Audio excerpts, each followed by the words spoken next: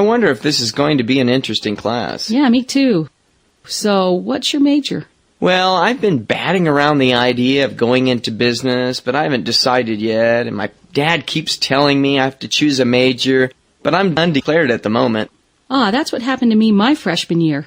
Oh, so what year are you in school? I'm a senior, and I only have to take 10 more credits to graduate. Well, that must feel great to be almost finished with school. You can say that again, but once I graduate, I have to start repaying a student loan. Ooh. So I'm not looking forward to that. But didn't your parents help you out with your college tuition? No, my dad said he wasn't made of money, so he thought I should earn my own education. So I worked like crazy in the summer and part-time during the school year to cover my costs. Well, that's parents for you. And I received some financial aid and a scholarship one year, which really saved me. Oh, that's nice. But this past year, school has been more demanding, so I haven't been able to work as much. Well, at least you can see the light at the end of the tunnel. That's true.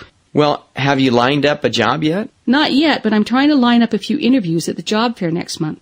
Well, at least you have some ideas on your future. I'm taking a business class right now, and the teacher always lectures us by saying that life is difficult, and we should prepare for our futures by setting realistic goals, and the only place that success comes before... Work is in the dictionary. Yeah. Yeah, I've heard all that before. Let me guess, is your teacher Paul Jones? Yeah. How do you know him? Did you have him too? The guy is, he's just real. He's my dad. Yep. Your dad? I didn't mean anything by what I said. I wasn't bad-mouthing him or anything. He's a good teacher and all. It's just that... Hey, he's a dad. That's what dads do. Well, lecture. He has about 1,000 sermons on life, and he always shares them in his classes. Yeah. Well, nice talking to you. I have to go. Same here. Bye. I'll tell Mr. Jones you said hello, and maybe we could study together at my house? No.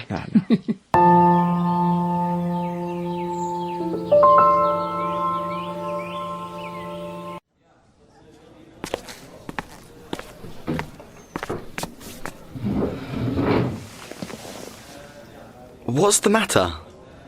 I've got a history exam on Friday, and I'm worried I'll fail it. Why? You're brilliant at history. It isn't difficult, but I have to remember a lot of information. These are my notes from today. Can I see? Yeah. These aren't notes, this is a full text. What do you mean? You don't have to copy everything. Notes are just a few words. You have to write the important words. You don't need to write the extra bits. Look. King Henry VIII was married 6 times. That's important information. But you don't need to write all of those words. You can draw little pictures too. Pictures can help you to remember things, and then you don't need to write so many words. Look.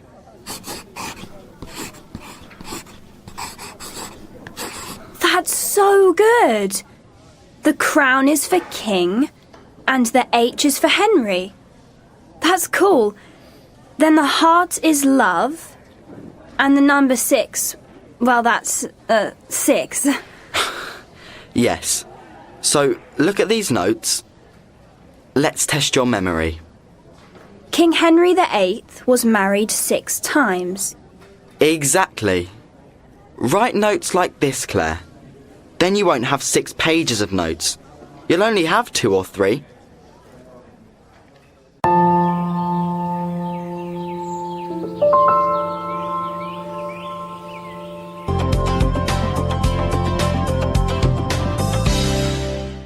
Hello and welcome. We as human beings communicate all the time. We do this by communicating with ourselves, with others, and a mass. What is happening right now? That is, you watching this program on your TV sets at home is also a form of mass communication. Actually, mass communication happens with the help of technology like TV, radio, and the internet, which are called mass media. The mass media are thus diversified media technologies that are intended to reach a large audience by mass communication. But hey, before we go on about this interesting subject, let us tell you that the topic for today's program is the functions of mass media in society. Helping us understand these important functions is our subject expert Shikha Gandhi, and I am Sakshi Mandwal. The objectives of today's programs are to gain an understanding about various roles of mass media, how mass media acts as a propaganda, how mass media persuades, how mass media sets agendas, basic principles of media literacy.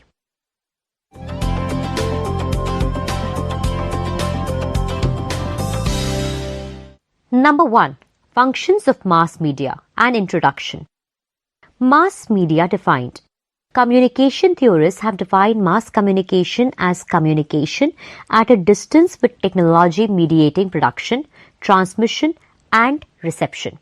Mass communication happens using mass media, which are broadcast media such as radio, recorded music, film, and television. They transmit their message electronically. Print media, which use physical objects such as newspaper, books, pamphlets, or comics to distribute their message. Outdoor media is a form of mass media that comprises billboards, signs, or placards placed inside and outside of commercial buildings, sports, stadiums, shops, and buses. Digital media comprises both internet and mobile mass communication. Internet provides many mass media services such as email, websites, blogs, and internet-based radio and television. It is quickly becoming the center of mass media. Everything is becoming accessible via the internet. Similarly, mobile is also an interactive media, but has far wider reach with 3.3 billion mobile phone users at the end of 2007 to 1.3 billion internet users.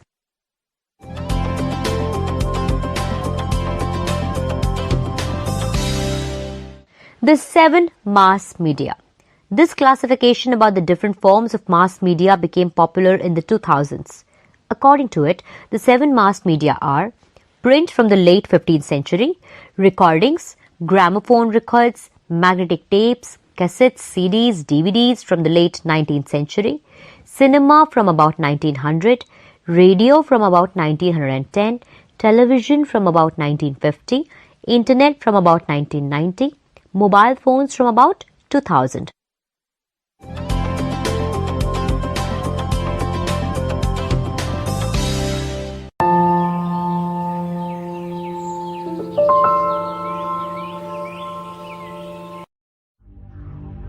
Throughout the world, there are ancient traditions that identify the center of the head as being synonymous with the center of the earth, the center of the universe, and the very center of creation itself. This center is often depicted as egg-shaped and is identified in some cultures as the third eye. There are multiple cultures that point us in the same direction. The Hindus have it as the third eye, or the bindi. The Buddhists have the third eye on Buddha's forehead. We see symbology in Mesoamerica, which seems to symbolize its ability to contact and communicate with the higher spiritual realms using this secret symbol that is consistent throughout all the major world religions. When you talk about the third eye, it's about enlightenment. It's about this connection to the great unknown or the force of the universe. We think that we are separated from the world, when in reality, we are all connected to every single object in the universe. And that inherently means that we are directly connected to every extraterrestrial being throughout the entire universe. Is it possible that the cosmic egg isn't only a symbol for the universe or how the universe was formed, but represents a connection that exists within each and every human to the cosmos, and possibly to extraterrestrial beings that came to Earth in the distant past? Ancient astronaut theorists point out that while the third eye has historically been considered a metaphor,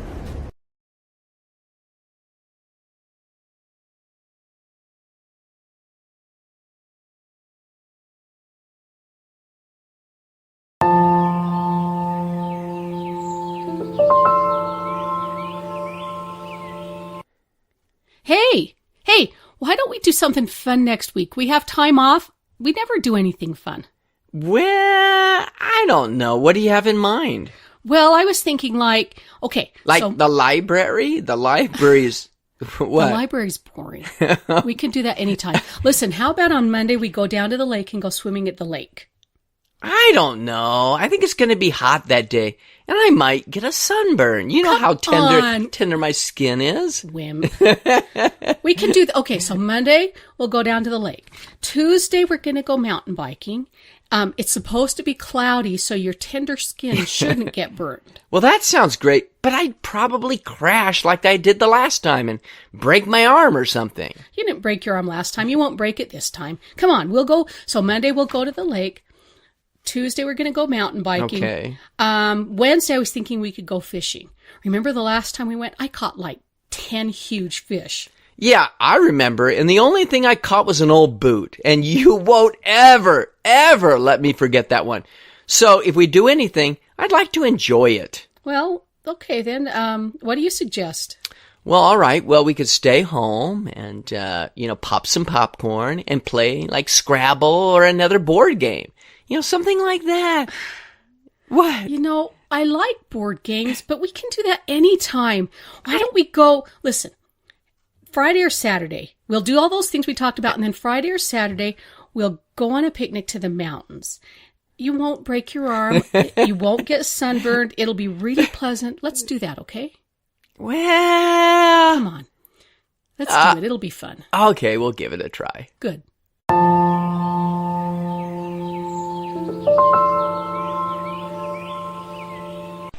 Honey, the basketball game's about to start. And could you bring some chips and a bowl of ice cream? And a slice of pizza from the fridge. Anything else? Nope, that's all for now. Hey, hon, they're organizing a company basketball team, and I'm thinking about joining. What do you think? Huh. What do you mean? I was the star player in high school. Yeah, 25 years ago. Look, I just don't want you having a heart attack running up and down the court. So what are you suggesting? Should I just abandon the idea? I'm not that out of shape. Well, you ought to at least have a physical before you begin. I mean, it has been at least 5 years since you played at all. Well, okay, but... And you need to watch your diet and cut back on the fatty foods like ice cream. And you should try eating more fresh fruits and vegetables. Yeah, you're probably right. And you should take up a little weight training to strengthen your muscles, or perhaps try cycling to build up your cardiovascular system. Oh, and you need to go to bed early instead of watching TV half the night. Hey, you're starting to sound like my personal fitness instructor. Nah, I just love you and I want you to be around for a long, long time.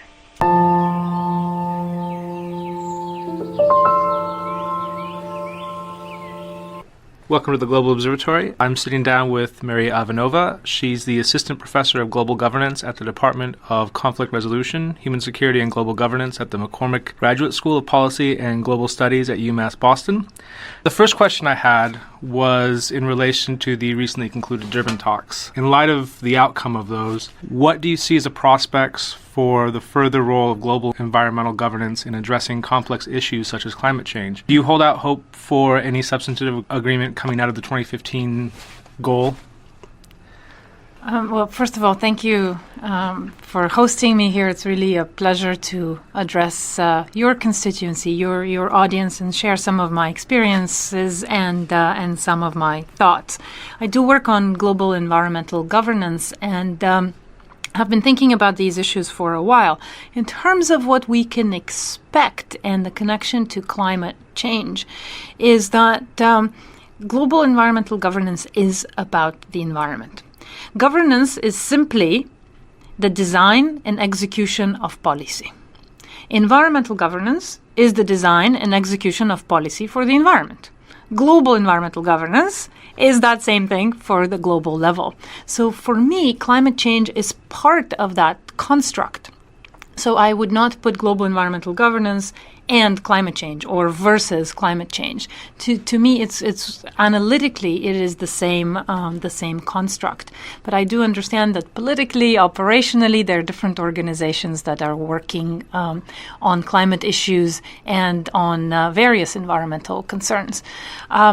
Practically, what my hopes would be for the next rounds of talks, the next agreements, would be that when we do consider climate issues, that we do think about the governance, about the global aspects, but also about the connection between the national, the regional, and the local levels. And climate change has become the quintessential global problem, but we do need governance arrangements. And so the way I bridge those two analytical issues, global environmental governance and climate change, is through that governance dimensions.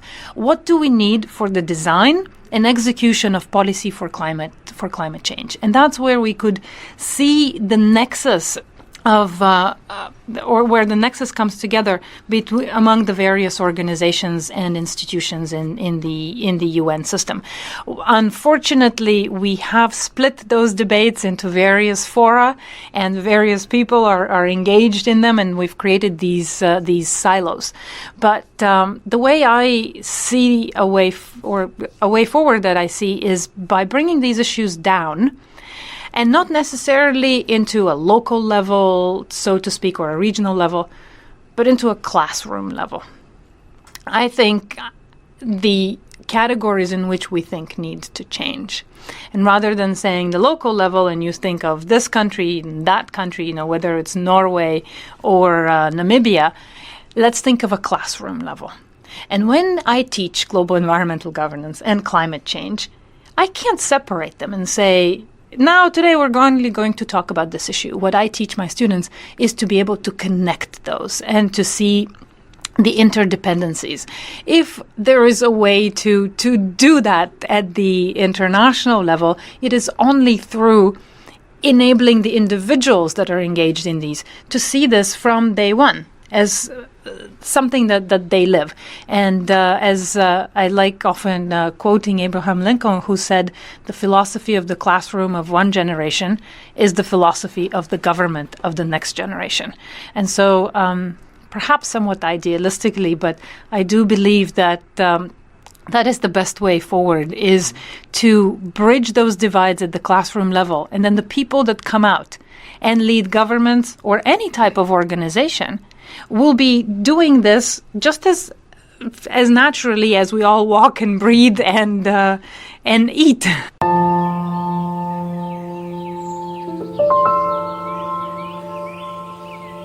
Hey Tim, so are you doing some last-minute shopping before the weekend? Well, actually, I'm looking for supplies to put together 72-hour kits for each member of my family. 72-hour kit? What's that?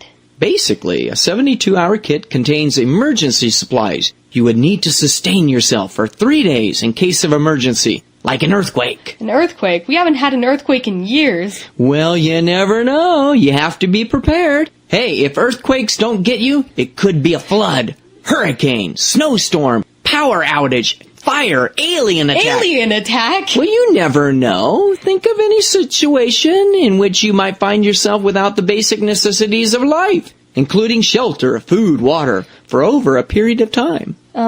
So what do you keep in a 72-hour kit? Well, you should have enough food and water to last you 3 days. And you might want to pack a basic water filter or water purification tablets in case your only water source turns out to be a murky pool of bug-infested water. Ugh. Hey, sometimes you don't have a choice. And as for food, you should keep it simple. Food that requires no preparation and that doesn't spoil, and no canned goods because they are often too heavy and bulky. Okay, that makes sense. And unless you have a can opener or the can has a pull tab lid, you'll have to use a rock or something to open them. Instant mashed green beans. Yeah, and energy bars, beef jerky, and a mix of nuts, raisins, and chocolate are possibilities. Well, food might be nasty, but I guess you could survive. Barely. Well, the food doesn't have to taste bad. Just select things that are easy to prepare. And you might want to include some basic comfort foods, like a couple of candy bars. Then you have to decide on the type of shelter you might need. A hotel sounds nice. Yeah, but that's really not an option. The reality is that you might have to evacuate to a shelter, possibly with hundreds or thousands of other people. That doesn't sound very fun. Everyone packed together like sardines in a can, unsanitary conditions, disease. Now you're sounding paranoid. But if a shelter isn't available, you might be completely on your own. So I always pack an emergency sleeping bag or a small, lightweight tent in the event I have to survive on the street or in a park. Oh, wow. And among other things, you should pack a flashlight, portable radio, extra batteries, a small first aid kit, personal items like a toothbrush or toothpaste. Having a change of clothing is also important. What about money? I have a credit card. Right, like that's going to help you when the power is out. You'd better be prepared with coins and cash, and having small bills is a must. So, what do you do to communicate with other family members in case you get separated? Oh, in that case, I always pack two-way radios to communicate with the group. You can never depend on cell phones. Okay. Plus, you should decide on a meeting point in case your family gets separated. Well, that sounds like a detailed plan, definitely. Oh, that's not all. You never know what weather conditions you might encounter, so packing a rain poncho, a jacket, and something to start a fire with could be very useful. Like matches? Matches? You drop those in a puddle of water and you're toast. You need to pack at least 3 forms of fire starter. A magnifying glass, a high-quality lighter, and waterproof matches. Well, I never thought about those either. So, what do you do if you have small kids? They'd probably go stir-crazy under such conditions. You're exactly right. So, a little extra preparation for them is needed. If you have to evacuate to a shelter to wait out a disaster, kids soon will be bored out of their minds. So you have to pack small card games, paper, or something like pencils and crayons to draw with. You know, preparing a 72-hour kit makes perfect sense. Yeah, but most people think about it after it is too late.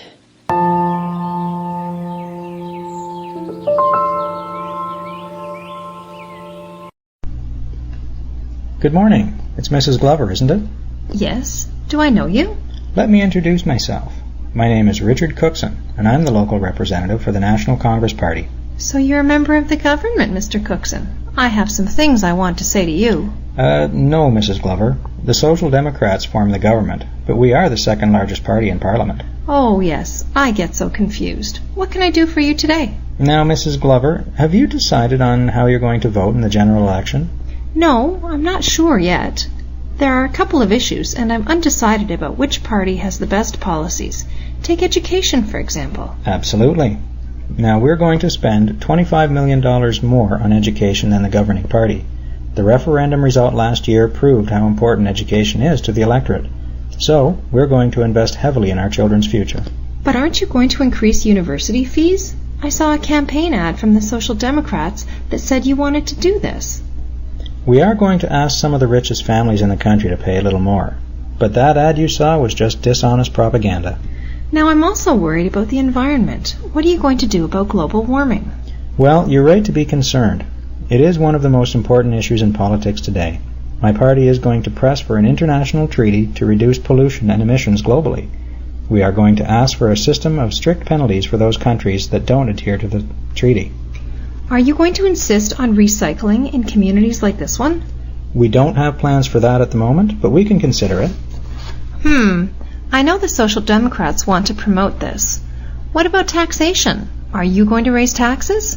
We are going to raise taxes by about 1% on average, although the wealthiest families will pay most of that. The poorest 30% of families won't have to pay any more taxes. We are going to cut taxes for these people. That won't include us, unfortunately. Do you know where your nearest polling station is, Mrs. Glover? Yes, it's opposite the public library. You must be very excited by the election, Mr. Cookson. The opinion polls show the National Congress Party up by 5%. We think people are seeing us as a responsible party and would like to see us in power. I think we'll get a significant majority in Parliament. Well, thank you for this little chat. I will have a good think about things before putting that slip into the ballot box. It's been a pleasure, Mrs. Glover. Good afternoon to you.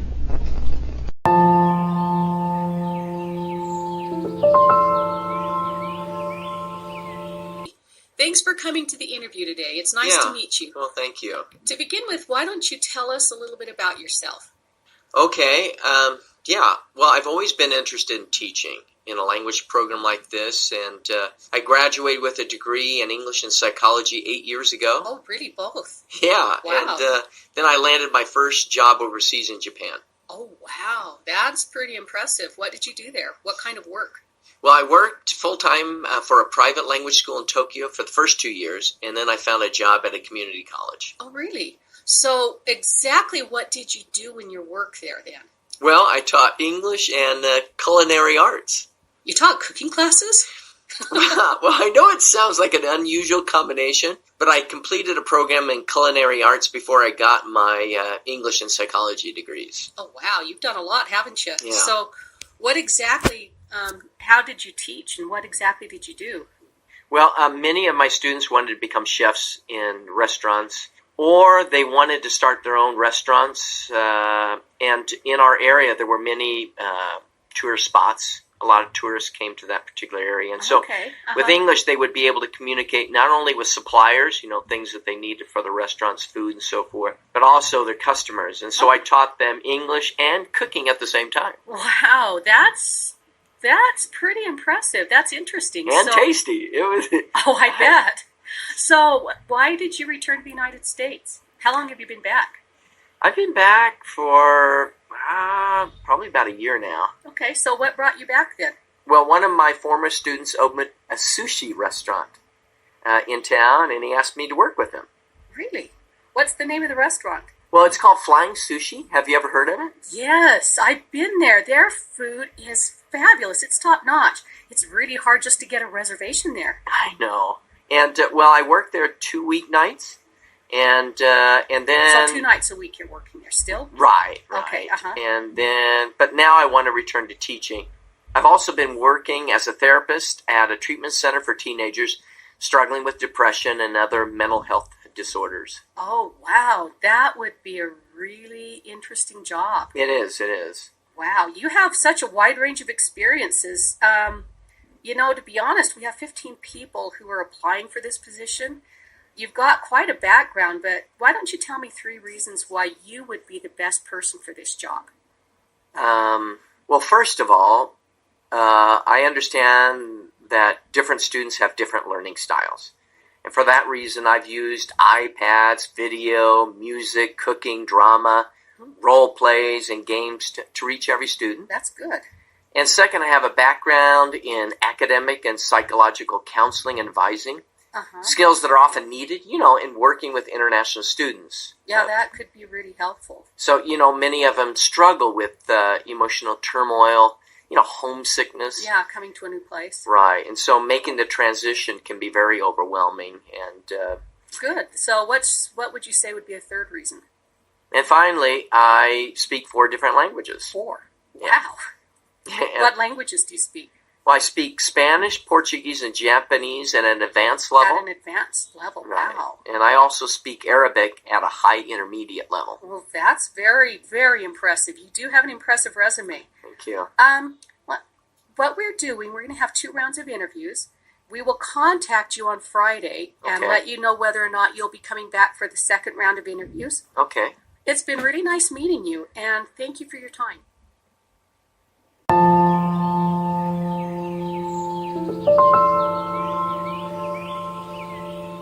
Leonardo dreams of his flying machine, just one of the ideas and inventions that came out of the mind of Leonardo da Vinci, and which are nothing short of extraordinary, as that modern choral piece acknowledges.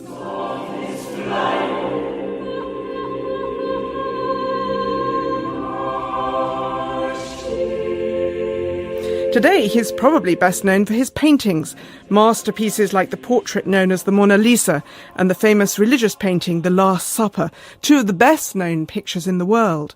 But Leonardo was much more than that.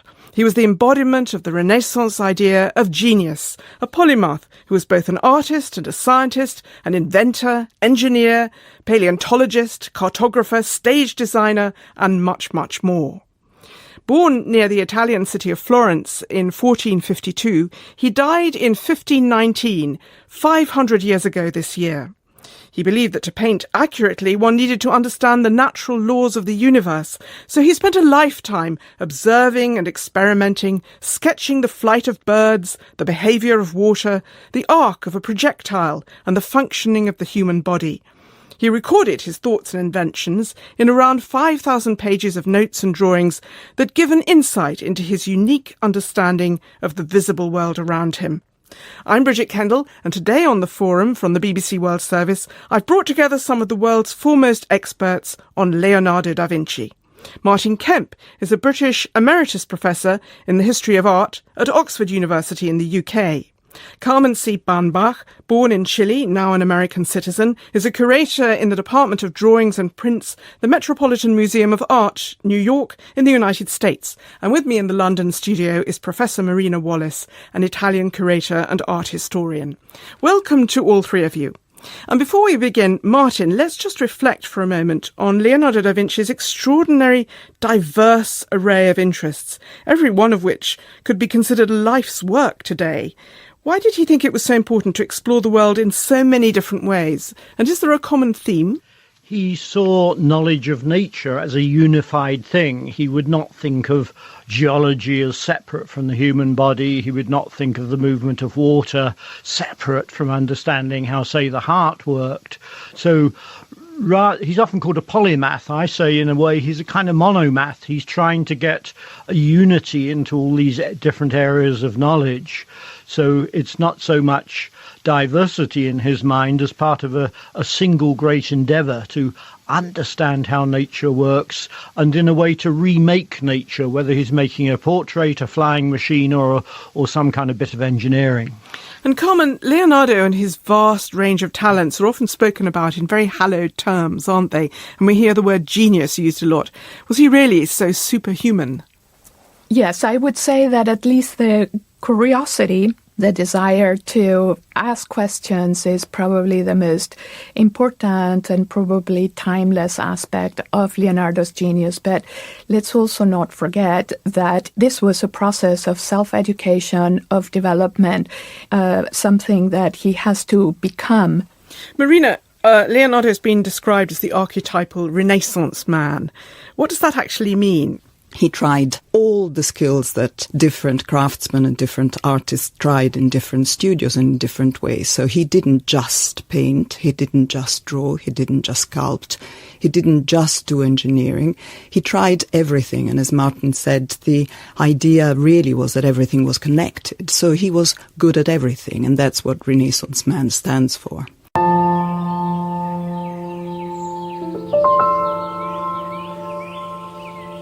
I am happy to join with you today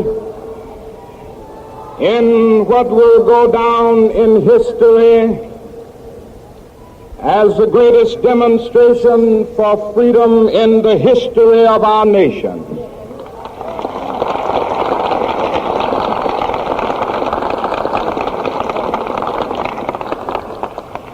Five score years ago,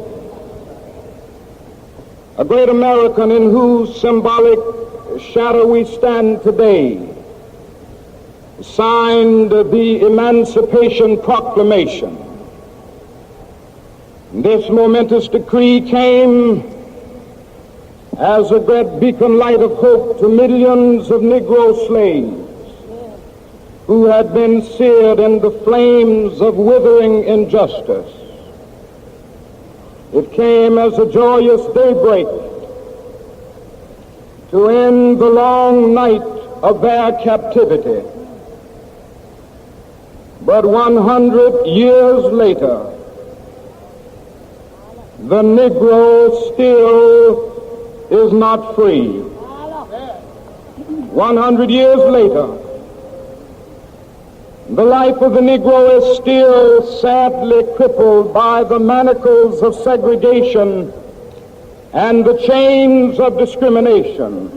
100 years later, the Negro lives on a lonely island of poverty in the midst of a vast ocean of material prosperity. 100 years later, the the Negro is still languished in the corners of American society and finds himself in exile in his own land. And so we've come here today to dramatize a shameful condition. In a sense, we've come to our nation's capital to cash a check. When the architects of our republic wrote the magnificent words of the Constitution and the Declaration of Independence, they were signing a promissory note to which every American was to fall heir. This note was a promise that all men, yes, black men as well as white men, would be guaranteed the unalienable rights of life, liberty, and the pursuit of happiness. It is obvious today that America has defaulted on this promissory note insofar as her citizens of color are concerned. Instead of honoring this sacred obligation, America has given the Negro people a bad check, a check which has come back marked insufficient funds.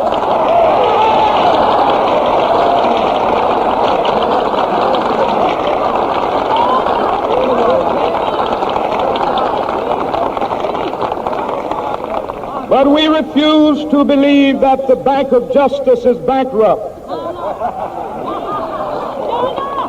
We refuse to believe that there are insufficient funds in the great vaults of opportunity of this nation. And so we've come to cash this check, a check that will give us upon demand the riches of freedom and the security of justice.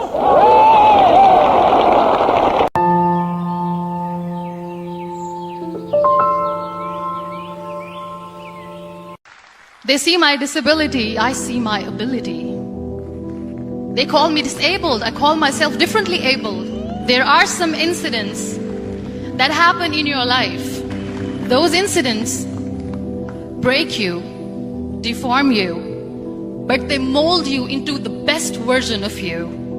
And the same thing happened to me. I was 18 years old when I got married. My father wanted me to get married. And all I said was, if that makes you happy, I'll say yes. And of course, it was never a happy marriage. Just about after 2 years of getting married, I met a car accident. Somehow my husband fell asleep and the car fell in the ditch. He managed to jump out, saved himself. I'm happy for him. But I stayed inside the car and I sustained a lot of injuries. The list is a bit long, don't get scared. The wrist was fractured. Shoulder bone and collarbone were fractured. My whole rib cage got fractured. And because of the rib cage injury, lungs and liver were badly injured. I couldn't breathe. I lost urinary bowel control. That's why I have to wear the bag wherever I go. 3 vertebrae of my backbone were completely crushed. And I got paralyzed for the rest of my life. I finally ended up in a hospital where I stayed for 2.5 months. I underwent multiple surgeries. One day, doctor came to me and he said, well, I heard that you wanted to be an artist, but you ended up being a housewife. I have a bad news for you. You won't be able to paint again because your wrist and your arm are so deformed, you won't be able to hold a pen again. Next day, doctor came to me and said, your spine injury is so bad, you won't be able to walk again. Because of your spine injury and the fixation that you have in your back, you won't be able to give birth to a child again. That day, I was devastated. I asked my mother, why me? And that is where I started to question my existence. Why am I even alive? And that is where I realized that the words have the power to heal the soul. My mother said to me, this too shall pass. God has a greater plan for you. I don't know what it is, but He surely has. And in all that distress and grief, somehow or the other, those words were so magical that they kept me going. One day I asked my brothers, I know I have a deformed hand, but I'm tired of looking at these white walls in the hospital and wearing these white scrubs. I'm getting tired of this. I want to add more colors to my life. I want to do something. Bring me some colors. Bring me some small canvas. I want to paint. So the very first painting I made was on my deathbed, where I painted for the very first time. It was not just an art piece or just my passion. It was my therapy. And then I was discharged and I went back home. And I went back home and I realized that I have developed a lot of pressure ulcers on my back and on my hip bone. I was unable to sit. There were a lot of infections in my body, a lot of allergies. So doctors wanted me to lie down on the bed straight for not 6 months, for not 1 year, for 2 years. I was bedridden, confined in that one room, looking outside the window, listening to the birds chirping, and thinking maybe there will be a time when we'll be going out with the family and enjoying the nature. That was the time where I realized how lucky people are. That is the time where I realized that the day I'm going to sit, I'm going to share this pain with everyone to make them realize how blessed they are, and they don't even consider them lucky. That day I decided that I'm going to fight my fears. We all have fears. Fear of unknown, fear of losing people, fear of losing health, money. We want to excel in career, we want to become famous, we want to get money. We are scared all the time. So I wrote down one by one all those fears. And I decided that I'm going to overcome these fears one at a time. You know what was my biggest fear? Divorce. I was trying to cling on to this person who didn't want me anymore, but I said no. I have to make it work. But the day I decided that this is nothing but my fear, I liberated myself by setting him free. And I made myself emotionally so strong that the day I got the news that he's getting married, I sent him a text that I'm so happy for you and I wish you all the best. And he knows that I pray for him today.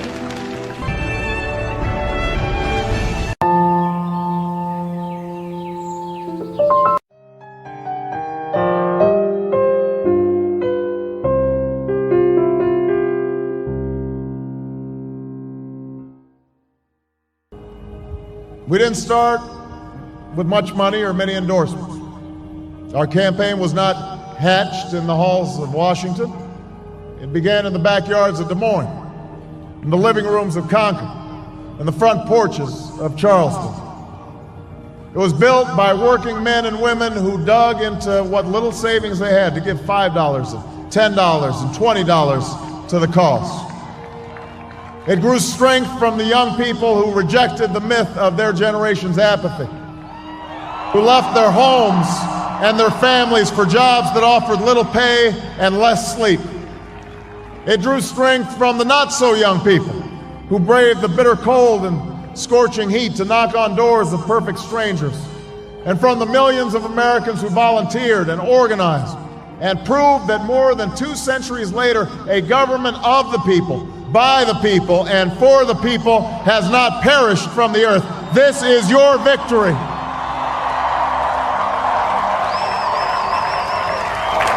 There are mothers and fathers who will lie awake after their children fall asleep and wonder how they'll make the mortgage, or pay their doctor's bills, or save enough for their child's college education. There's new energy to harness, new jobs to be created, new schools to build, and threats to meet, alliances to repair. The road ahead will be long. Our climb will be steep. We may not get there in 1 year or even in 1 term. But America, I have never been more hopeful than I am tonight that we will get there. I promise you, we as a people will get there.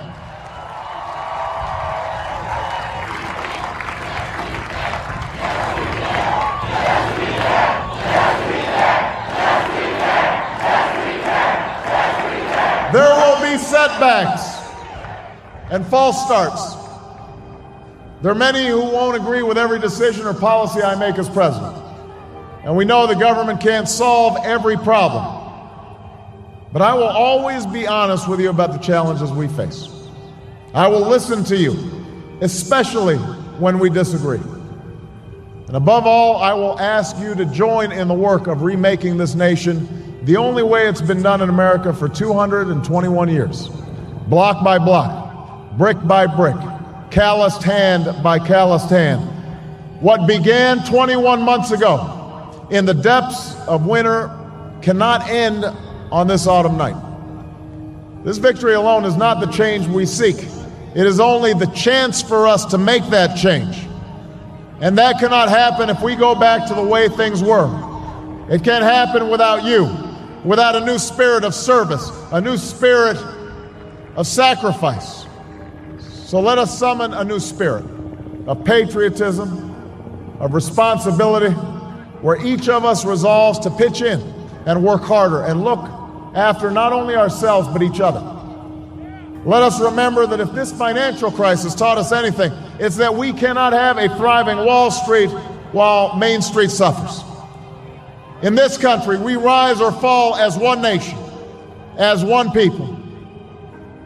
Let's resist the temptation to fall back on the same partisanship and pettiness and immaturity that has poisoned our politics for so long.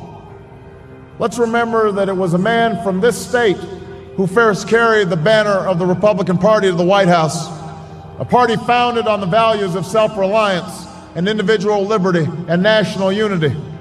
Those are values that we all share.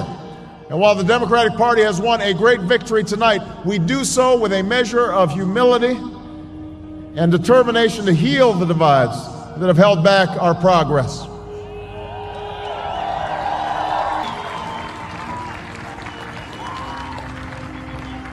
And all those watching tonight from beyond our shores, from parliaments and palaces, to those who are huddled around radios in the forgotten corners of the world, our stories are singular, but our destiny is shared.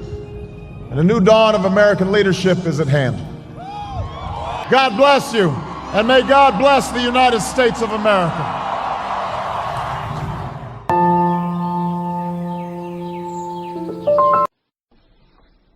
Now we're going over to Chris, who's in Redford, reporting on the protests that have taken place today. Hi, Angie. Everything has calmed down now, but tempers were high earlier today. This is the second day of protest against the new highway, and people refuse to accept this plan.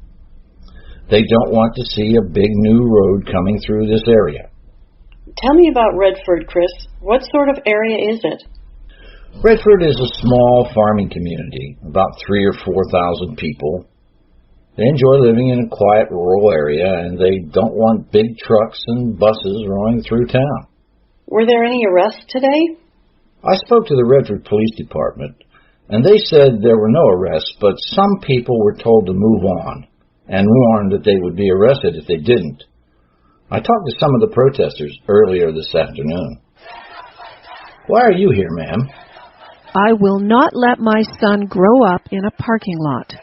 I moved here with my husband 5 years ago to escape the noise and pollution. I don't want it coming out here in Redford. What do you say to the local businesses who think this road is so necessary? They say it will help Redford, connect it to the world again. They said that about the railroad, and they closed it 20 years ago.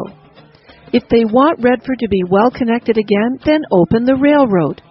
That would cost a third of what they're going to spend on this new highway and won't cause any of the pollution. I remember hearing they were going to close the railroad, and I thought it was crazy. And now here we are, and they are ready to spend a huge amount of money to build a useless road. Can I ask you, ma'am, what brings you out to this protest today? We have to do everything to protect this beautiful green land. Once it's gone for good. They don't dig up roads to plant trees. We have to stop this road from happening. A lot of angry people there, Chris? I spoke to other people, and they said things I can't put on the radio. It's difficult to understand the anger here without seeing it yourself. I understand that construction is due to begin very soon. The protesters are determined to stop that. This will be in the courts tomorrow as a legal challenge to construction of the highway. They say they will stop protesting if the local government stops building and starts talking to them. Is there any sign of that happening? Yesterday, I spoke to the local congressman, and he said he understands people's democratic right to protest, but the highway goes ahead. Thanks. Chris in Redford will keep an eye on that story.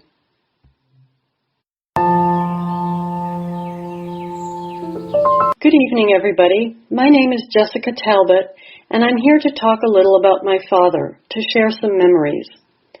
We have heard some great people speaking tonight on the 10th anniversary of his death. His agent, movie directors, film critics, and many others worked in the movie business with him and recognized what a fantastic talent he was.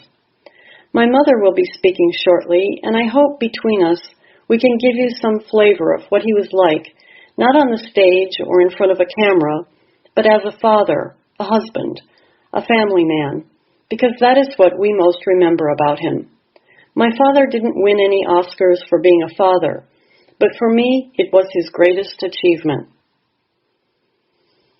My first memory of my father, when I was no more than 3 or 4 years old, was when he took me out onto the Pacific in his beloved yacht. It is something that he would do quite often, especially during the warmer months, when his filming schedule allowed it. I was fascinated by 2 things that day: the huge size of the ocean, something I hadn't been aware of standing on a beach, and the second thing was my father's enormously hairy chest, which I could see through his unbuttoned navy shirt. I don't remember anything he said to me that day, but on future occasions on that boat, he used to tell me that the world was mine if I wanted it, that I could do anything I wanted to. He would tell me the only limit was the limit of my ambition. I have my father to thank for the belief that he gave me even from my youngest days. My father would use that boat as a way of escaping the hectic world of Hollywood. He used to be so happy when we were out there, sometimes with my mother, sometimes just the 2 of us. Sunlight coming off the waves and wind blowing our hair into our faces. When I think of our father happy and relaxed, I think of him under the big sails of the boat, not at home where he would too often be busy with reading scripts or taking phone calls. Out on the ocean, there was none of that. Even today, I feel closer to my father when I'm at sea. It's a strange feeling. Another great love of my father, which very few people know about, was his painting. Next year, we hope we'll be able to publish a book of his best pictures. He had a real passion for the coastline north of Los Angeles and would happily sit on a sand dune for 3 or 4 hours, trying to get the little tufts of grass just right.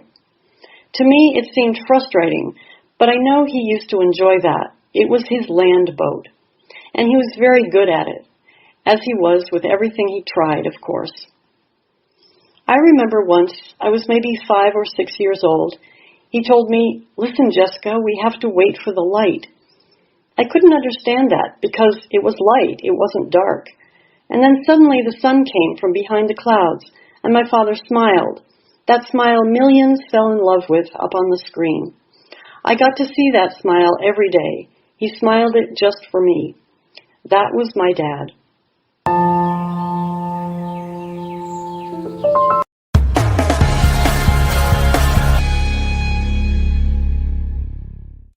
Globalization is a widely discussed topic. It is therefore not all that easy to explain such a complicated term in simple words. Let's start from the beginning with the background to globalization. Advances in technology, such as mobile phones, aeroplanes, telephones, and the Internet, have made the growth of transport and communication networks possible. This means that people and countries can exchange information and goods more quickly and in a less complicated way. This process is called globalization. Globalization comes from globe and means the worldwide coming together of countries and nations. Let's look at an example.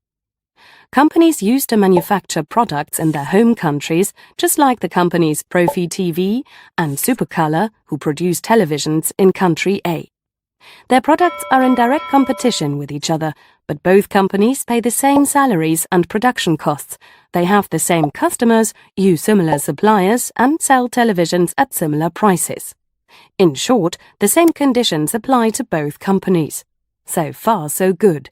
Due to technical, cultural and economic developments that have come about through globalization, other companies which manufacture products under different conditions can now offer their products in country A too.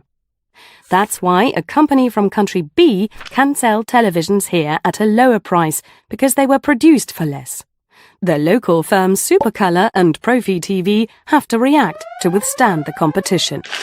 And so the world grows closer together, and there is an active exchange of goods between countries. More affordable products are available for more people. However, not only does an exchange of products and economic goods take place, but also of services, knowledge, cultural goods, and even languages. All of these individual elements are closely linked and influence each other. But where there is light, there is also shadow. Because of globalization and this intense exchange of goods, people and the environment often suffer. If a company decides to move production to an economically disadvantaged country, people in industrialized countries lose their jobs. At the same time, job opportunities open up to many locals in the economically disadvantaged country. Many people in these countries work for very little money in comparison to those in industrialized countries. Therefore, they often remain poor and more often than not do not have sufficient insurance, social insurance or health insurance cover. A further disadvantage of globalization is ecological problems such as climate change. The use of aeroplanes, ships and lorries to transport goods over international borders is constantly on the increase. This causes more carbon dioxide to be released into the atmosphere, which, in turn, is the main cause of global warming. Even national environmental standards are ignored. This is a further cost factor in the worldwide international site competition, which should be kept as low as possible to be attractive for a company. There are therefore many sides to globalization, which affect almost all aspects of life, causing me to think that the chain of positive and negative effects will continue to grow further. What's important is to realize that globalization itself is neither good nor bad. It just depends how people deal with all the new possibilities in the future.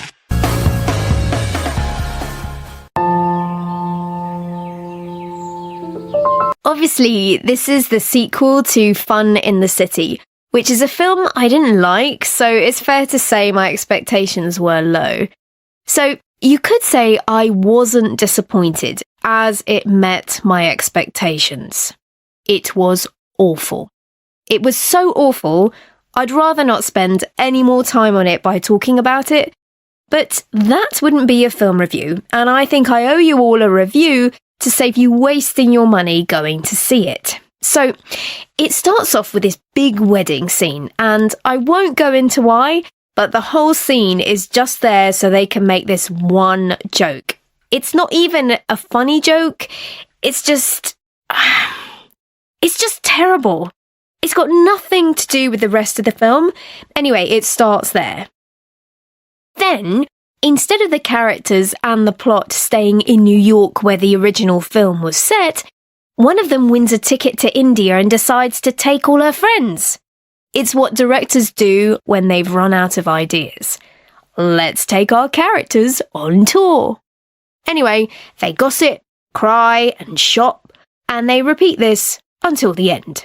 No real people would ever act like this. I didn't have any sympathy for their problems or even care what happened to them. Don't go and see it. You'll only encourage them to make another sequel. The world doesn't need 3 of these films. Please save your money and go and see the other big film this week, Twilight Mirror. So, if you're a fan of the book it's based on, you're probably as excited as I was about this. For everyone else, this is a film fans have been waiting 10 years to see. I have to confess, I was a bit nervous. I'd seen the posters and they didn't look right. I didn't love them at all. And I wasn't sure about the actors they cast either.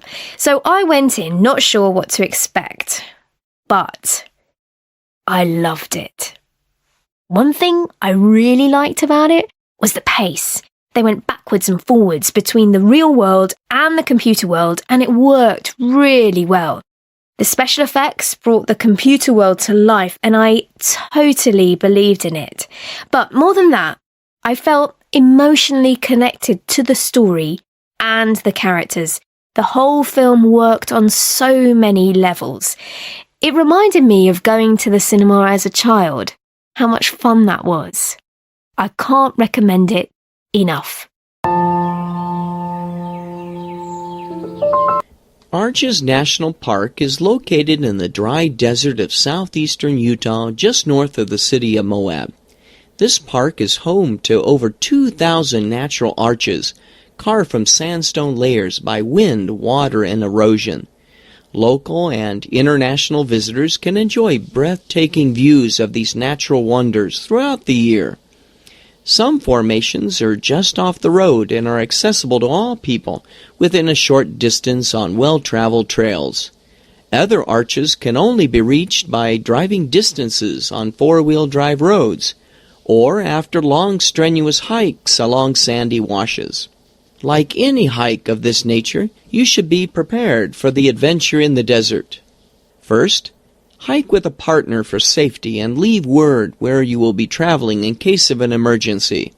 Personally, I enjoy hiking with family members and close friends. Second, carry a cell phone with you. However, keep in mind that you might not get any reception, so don't depend on it. Third, be sure to have the right clothing and footwear for the hike. Light, breathable clothing is best during the summer, along with a hat and sturdy hiking shoes. Fourth, carry plenty of water because you can become quickly dehydrated without it. Having a few snacks can give you energy too. Fifth, take a small first aid kit with you, particularly on longer hikes in case you get injured. Sixth, pack a detailed map of the area you are hiking, along with a compass and/or a GPS to locate your position. You might need them to navigate through unfamiliar terrain. And finally, take nothing home with you, except for pictures and memories. You can protect these areas by leaving all rocks, flowers, and other objects for future visitors. Cosmetic or plastic surgery often evokes images of famous personalities wanting to alter their appearances through elective surgical procedures. However, reconstructive surgery is a procedure that makes a similar but different impact on the lives of many around the world, and many of these patients suffer from either congenital defects, like a cleft palate, or from injuries sustained in accidents or as a result of animal bites. Some disfigurements can also be due to the effects of disease or infection. Yet the individual with such defects often bears more than just outward physical marks. Loss of hope and self-worth, as well as acceptance, are commonplace. In the past, such procedures were only available in developed countries where the medical expertise and financial resources were available to afford such operations. However, a number of worldwide organizations made up of volunteers make regular visits to developing countries to provide reconstructive surgery to those who could not otherwise receive such care. In addition to the care they provide, these volunteer specialists also provide training to healthcare workers in these procedures so that local hospitals, nurses, and doctors can become self-sufficient. The end results of such efforts have transformed lives. The patient now can live with some normalcy and hope for the future with less fear of being ostracized by neighbors and family. And the healthcare worker who performs the procedure perhaps feels a greater understanding and compassion for those who suffer from such defects. There are many ways for people to assist in supporting these volunteer efforts. Although most people do not have the medical expertise to perform reconstructive surgery, they can still donate time, money, and supplies to such organizations. A quick search on the internet can get you started.